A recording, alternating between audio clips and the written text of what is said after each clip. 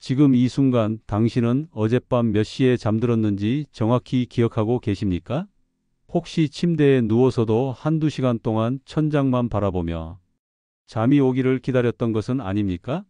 새벽 2시, 3시가 되어도 눈이 말똥말똥해서 결국 스마트폰을 집어들고 시간만 확인했던 경험이 있으십니까? 만약 지금 고개를 끄덕이고 계시다면 당신은 결코 혼자가 아닙니다.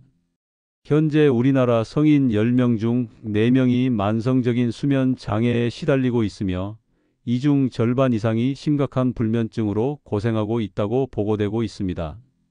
하지만 더욱 심각한 문제는 대부분의 사람들이 이런 수면 문제를 단순한 피로나 스트레스 때문이라고 여기며 근본적인 해결책을 찾지 못하고 있다는 것입니다. 여기서 정말 충격적인 사실 하나를 말씀드리겠습니다. 최근 존스 홉킨스 의과대학에서 발표한 연구 결과에 따르면 만성적인 수면 부족이 우리 뇌에 미치는 영향이 생각보다 훨씬 심각합니다.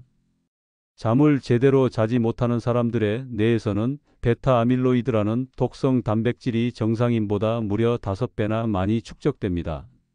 이 물질이 계속 쌓이면 기억력 감퇴는 물론이고 치매 발생 위험이 급격히 높아지게 됩니다.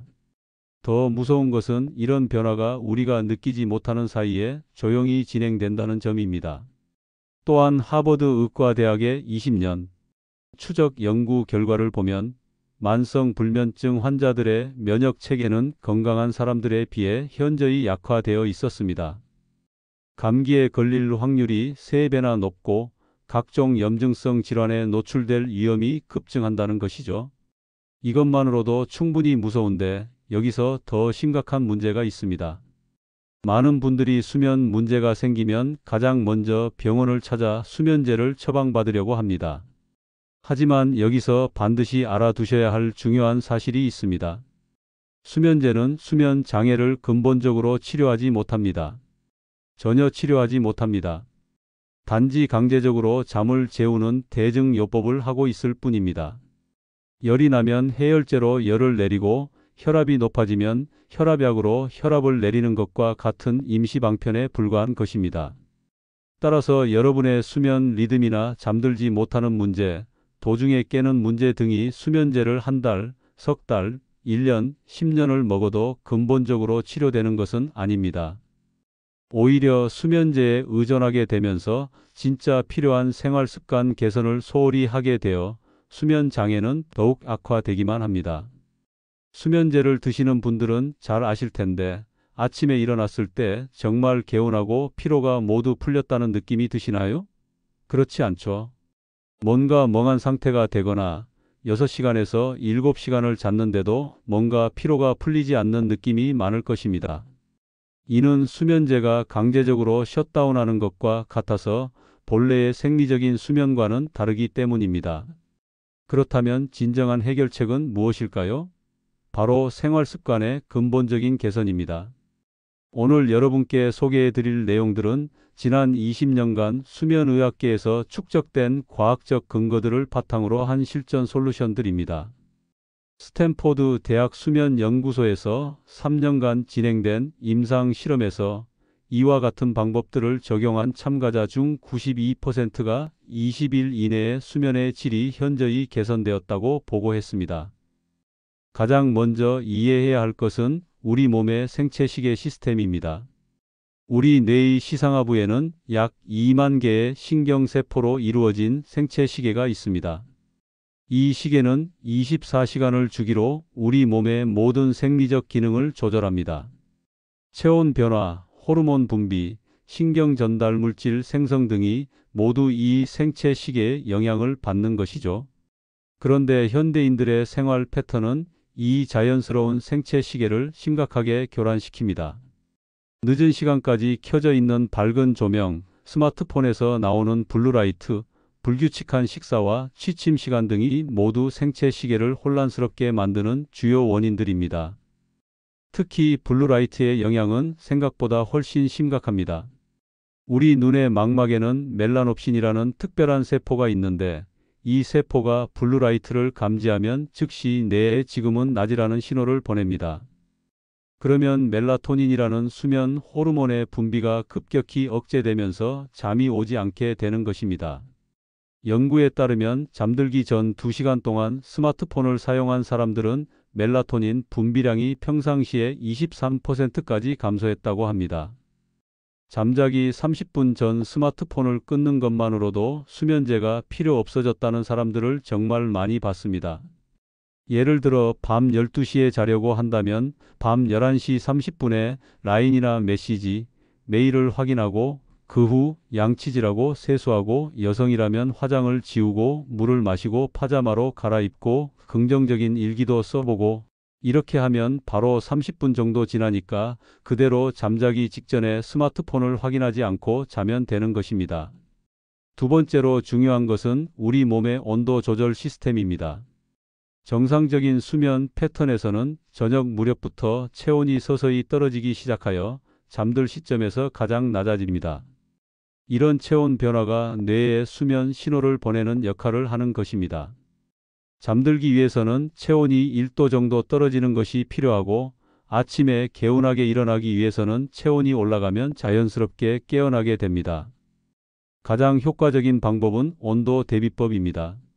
잠들기 1시간 30분 전에 따뜻한 물로 15분간 샤워나 목욕을 하세요. 이때 물의 온도는 38도에서 40도 정도가 적당합니다. 너무 뜨거운 물은 오히려 교감신경을 자극해서 각성 효과를 낼 수 있거든요. 따뜻한 물에 몸을 담그면 혈관이 확장되면서 체표 온도가 올라갑니다. 그런데 목욕 후에는 급격한 체온 하강이 일어나죠. 바로 이 순간이 강력한 수면 신호가 되는 것입니다. 목욕 후에는 시원한 환경을 만드는 것이 중요합니다. 침실 온도는 18도에서 20도 사이로 유지하고 가벼운 잠옷을 착용하세요. 많은 분들이 따뜻하게 자는 것이 좋다고 생각하시는데 실제로는 약간 서늘한 환경에서 잘 때 더 깊고 질 좋은 잠을 잘 수 있습니다. 자는 동안은 체온이 낮은 상태가 유지되지 않으면 수면은 지속되지 않습니다. 따라서 밤중에 너무 따뜻해지면 깨어나게 됩니다. 세 번째로 실천해야 할 것은 신경계 이완 기법입니다. 우리 몸에는 교감신경과 부교감신경이라는 두 가지 자율신경 시스템이 있습니다. 교감신경은 각성과 활동을 담당하고 부교감신경은 이완과 회복을 담당합니다. 건강한 수면을 위해서는 저녁 시간대에 교감신경 활동이 줄어들고 부교감신경이 활성화되어야 합니다. 가장 기본이 되는 것은 4-7-8호흡법입니다. 이는 애리조나 대학의 앤드류 웨일 박사가 개발한 기법으로 자율신경계를 빠르게 이완 모드로 전환시키는 효과가 있습니다. 방법은 이렇습니다. 먼저 입으로 완전히 숨을 내쉰 후 코로 4초간 숨을 들이마십니다. 그 다음 7초 동안 숨을 참으세요. 마지막으로 입으로 8초에 걸쳐 천천히 숨을 내쉽니다. 이 과정을 4번 반복하면 됩니다. 이 호흡법의 핵심은 긴 날숨에 있습니다. 날숨이 들숨보다 길어지면 미주신경이 활성화되면서 부교감신경 우위 상태가 됩니다. 심박수가 느려지고 혈압이 낮아지며 근육이 이완되면서 자연스럽게 잠이 오게 되는 것입니다. 호흡과 함께 실천하면 좋은 것이 점진적 근육 이완법입니다. 이는 1920년대 에드먼드 야콥슨 박사가 개발한 기법으로 의도적으로 근육에 힘을 주었다가 빼면서 깊은 이완 상태를 만드는 방법입니다. 발끝부터 시작해서 머리까지 각 근육 그룹에 5초간 최대한 힘을 준 다음 갑자기 힘을 빼면서 이완되는 감각을 느끼는 것입니다. 네 번째는 인지 조절 기법입니다. 잠자리에 누워서 떠오르는 각종 생각들, 걱정, 내일 할 일 등으로 인해 잠이 오지 않는 경우가 많은데 이런 정신적 각성을 조절하는 방법들입니다. 가장 효과적인 것은 마음 챙김 기법입니다. 잠자리에 누워서 현재 이 순간의 신체 감각에 주의를 집중하는 것입니다. 호흡이 들어오고 나가는 것을 느끼고 이불이 몸에 닿는 감촉을 느끼고 베개에 머리가 닿는 무게감을 느끼는 것이죠. 이때 중요한 것은 떠오르는 생각들을 억지로 없애려고 하지 않는 것입니다. 생각이 떠오르면 지금 생각이 떠올랐구나 라고 담담하게 인식한 후 다시 호흡이나 신체 감각으로 주의를 돌리면 됩니다. 다섯 번째는 생체 시계 조절을 위한 광선 요법입니다. 아침에 일어나자마자 가능하면 일어난 지 30분 이내에 밝은 자연광을 최소 15분 이상 받으세요. 흐린 날씨라도 실외의 조도는 실내보다 10배 이상 밝습니다.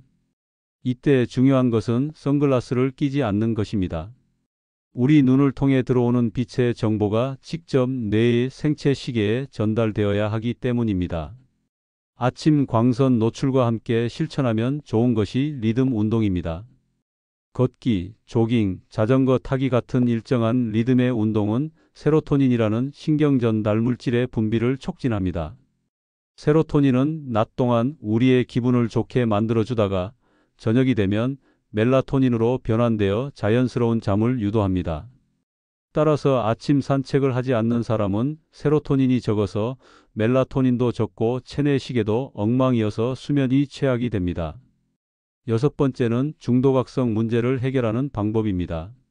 중장년의 경우 도중에 깨는 것은 어느 정도 자연스러운 현상입니다. 하지만 깨었을 때 다시 잠들지 못하는 것이 문제가 되는 것입니다.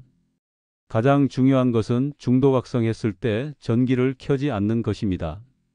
화장실 때문에 깨는 경우가 많은데 그럴 때 전기를 켜고 화장실에 가면 그 밝은 빛 때문에 멜라토닌이 확 줄어들어 버립니다.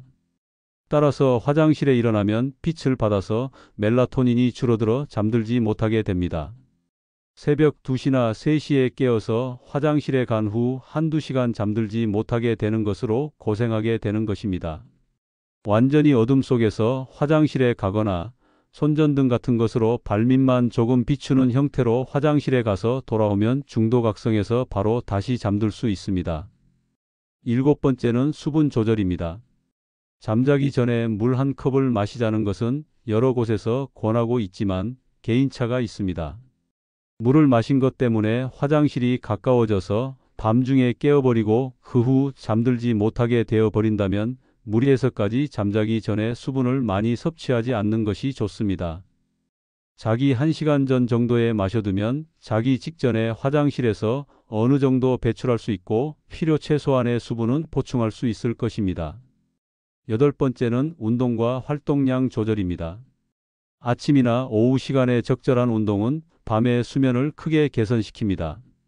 규칙적인 운동은 깊은 잠의 비율을 높이고 잠에 드는 시간을 단축시키며 중간에 깨는 횟수를 줄여줍니다. 제대로 중강도 운동을 주 2회 1이 10분, 60분 정도의 운동을 해주시면 좋습니다. 헬스장에 가거나 조깅을 하거나 수영을 하거나 자전거를 타거나 해도 좋습니다. 하지만 잠들기 3시간 이내의 격렬한 운동은 오히려 수면을 방해할 수 있습니다. 운동 후 체온이 상승하고 아드레날린이 분비되어 각성 상태가 지속되기 때문입니다. 저녁 운동을 할 경우에는 가벼운 스트레칭이나 요가 정도가 적당합니다. 아홉 번째는 영양 관리입니다. 우리가 먹는 음식과 마시는 것들이 수면에 미치는 영향은 생각보다 훨씬 큽니다. 우선 카페인 섭취 시점을 조절해야 합니다. 카페인의 반감기는 약 6시간입니다. 즉, 오후 2시에 마신 커피의 절반 정도가 오후 8시까지 몸에 남아있다는 뜻입니다. 따라서 오후 2시 이후에는 카페인 섭취를 완전히 중단하는 것이 좋습니다. 알코올도 주의해야 합니다. 술을 마시는 한 수면장애는 낫지 않습니다. 매일같이 술을 드시는 분은 수면장애가 거의 100%에 가깝게 낫지 않습니다. 술은 수면을 악화시키는 물질입니다. 따라서 수면장애 치료의 첫 번째는 금주입니다. 술을 끊는 것입니다. 반대로 수면에 도움이 되는 영양소들도 있습니다. 마그네슘이라는 미네랄이 불가결합니다. 마그네슘이 부족하면 멜라토닌이 만들어지지 않아서 수면을 푹 취할 수 없습니다. 한국인의 3분의 2는 대체로 마그네슘 부족이라고 합니다. 마그네슘이 풍부한 음식으로는 아몬드, 아보카도, 바나나, 현미, 나토와 콩류, 견과류, 참깨, 해조류 등이 있습니다. 특히 체리는 천연 멜라토닌이 풍부한 과일입니다. 연구에 따르면 매일 저녁 체리 주스 한 잔을 마신 그룹이 그렇지 않은 그룹보다 평균 85분 더 오래 잤다고 보고되었습니다. 바나나는 트립토판도 포함되어 있어 세로토닌의 원료가 되기도 하는데 바나나 1일 2분의 1개에서 1개는 매우 권장합니다. 10번째는 수면 일정 관리입니다. 우리 몸의 생체 시계는 일정한 패턴을 좋아합니다. 매일 같은 시간에 자고 같은 시간에 일어나는 것이 중요한 이유입니다. 주말에 늦잠을 자는 것은 일주일 동안 쌓인 수면 부족을 해결해 주는 것 같지만 실제로는 생체 시계를 더욱 혼란스럽게 만듭니다. 가능한 한 주말에도 평일과 비슷한 시간에 일어나려고 노력하세요. 11번째는 환경 최적화입니다. 아무리 좋은 수면 기법을 사용해도 주변 환경이 수면에 방해가 된다면 효과가 반감됩니다. 먼저 침실의 조명을 점검해 보세요. 잠들기 2시간 전부터는 가능한 한 어둡게 만드는 것이 좋습니다. 형광등이나 LED 조명보다는 따뜻한 색조의 백열등이나 촛불 같은 부드러운 조명을 사용하세요. 또한 침실에서는 수면과 관련되지 않은 활동을 하지 않는 것이 중요합니다. 침실에서 텔레비전을 보거나 스마트폰을 사용하거나 일을 하는 습관이 있다면 반드시 바꿔야 합니다. 뇌가 침실을 각성과 활동의 공간으로 인식하게 되면 침대에 누워도 쉽게 잠들지 못하게 되거든요. 소음 관리도 중요합니다. 완전한 정적보다는 일정한 백색 소음이 수면에 더 도움이 된다고 알려져 있습니다. 에어컨 소리, 선풍기 소리 또는 백색 소음 앱을 활용해 보세요. 갑작스러운 소음 변화가 수면을 방해하는 것을 막아줍니다. 12번째는 스트레스 관리입니다. 만성적인 스트레스는 코르티솔이라는 스트레스 호르몬의 분비를 증가시켜 수면을 방해합니다. 효과적인 스트레스 관리 방법 중 하나는 걱정 시간을 정하는 것입니다. 하루 중 특정 시간, 예를 들어 저녁 7시부터 7시 30분까지를 걱정하는 시간으로 정하고 그 시간에만 집중적으로 걱정하거나 문제를 생각해 보는 것입니다. 잠자리에서 걱정이 떠오르면 내일 걱정 시간에 생각해 보자 라고 말하며 미뤄두세요. 또한 감사 일기를 쓰는 것도 도움이 됩니다. 잠들기 전에 그날 있었던 좋은 일이나 감사한 일 3가지를 생각해 보고 적어 보세요.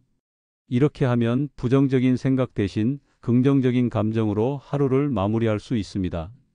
마지막으로 수면 위생 관리입니다. 이는 수면을 방해하는 요소들을 체계적으로 제거하는 것입니다. 침구류 관리도 중요합니다. 매트리스와 베개는 개인의 체형과 선호도에 맞는 것을 선택하세요. 너무 푹신하거나 너무 딱딱한 매트리스는 모두 수면의 질을 떨어뜨릴 수 있습니다. 베개의 높이도 중요한데 옆으로 누웠을 때 목과 척추가 일직선이 되는 높이가 적당합니다. 이 모든 방법들을 실천할 때 가장 중요한 것은 인내심입니다. 수면 패턴의 변화는 하루아침에 일어나지 않습니다. 최소한 2주에서 3주 정도는 꾸준히 실천해야 명확한 효과를 느낄 수 있습니다. 또한 모든 방법을 한 번에 시도하려고 하지 마세요. 한 번에 2-3가지 방법부터 시작해서 그것이 습관이 되면 점차 다른 방법들을 추가해 나가는 것이 효과적입니다. 지금까지 과학적 근거를 바탕으로 한 핵심 수면 개선 방법들을 자세히 살펴보았습니다. 이 방법들을 꾸준히 실천한다면 20일 후에는 분명히 달라진 자신을 발견하게 될 것입니다. 밤마다 뒤척이며 힘들어하던 시간들이 깊고 편안한 휴식의 시간으로 바뀔 것입니다. 아침에 일어날 때 느끼는 그 개운함과 상쾌함을 다시 경험하게 될 것입니다. 낮 시간의 집중력과 활력도 눈에 띄게 향상될 것입니다. 여러분의 주변에도 불면증이나 수면 부족으로 고생하는 가족이나 친구들이 있을 것입니다. 이런 소중한 정보를 혼자만 간직하지 마시고 꼭 공유해서 함께 건강해지시기 바랍니다. 만약 오늘 이 내용이 도움이 되셨다면 좋아요 버튼을 눌러주시고 더 많은 건강 정보를 받아보고 싶으시다면 구독 버튼도 꾹 눌러주세요. 여러분의 작은 관심이 더 많은 사람들에게 건강한 잠을 선물할 수 있습니다. 그리고 댓글로 여러분의 수면 개선 경험이나 궁금한 점들을 공유해 주시면 정말 감사하겠습니다. 모든 분들이 오늘 밤부터 깊고 편안한 잠에 드시기를 진심으로 바랍니다.